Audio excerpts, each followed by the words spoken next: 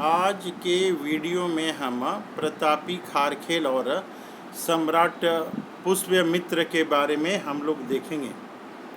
यहाँ पे सम्राट अशोक के बारे में हम लोग देख रहे हैं। सम्राट अशोक है यहाँ पे, इनके बारे में हम लोग देख रहे हैं। कह रहा है कि सेल्यूकस को भारत से बाहर खदेड़ कर सम्राट चंद्रगुप्त ने 25 वर्ष तक राज्य किया। उस काल में यह देश अपने वैभव के शिखर तक पहुंच गया था। दूर दूर तक भारत का प्रभाव फैला था। यहाँ बता रहा है कि 297 ईस्वी पूर्व सम्राट चंद्रगुप्त का देहावसान हुआ। सम्राट चंद्रगुप्त का देहावसान हुआ।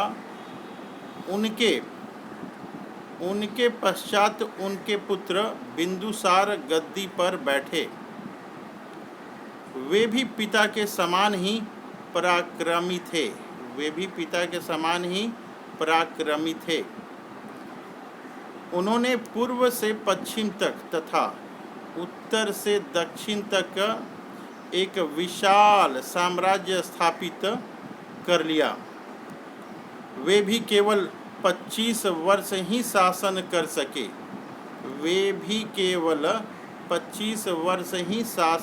सके। 273 ईस्वी पूर्व इनकी मृत्यु हो गई। उसके बाद सिंहासन पर उनके पुत्र अशोक को बैठाया गया। वह अपने पिता के द्वितीय पुत्र थे। अशोक भारत के प्रति प्रसिद्ध सम्राट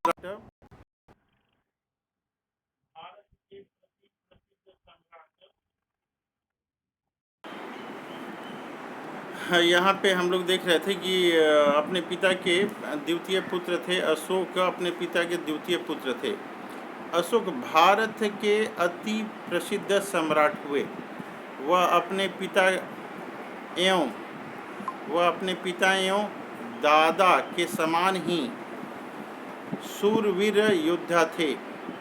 कश्मीर पर विजय प्राप्त कर उन्होंने राज्य का विस्तार किया। उन्होंने 41 वर्ष तक पाटलिपुत्र के सिंहासन पर राज्य किया। तो ये थोड़ी बहुत अशोक के बारे में। फिर कलिंग विजय हम लोग दूसरे क्लास में करेंगे।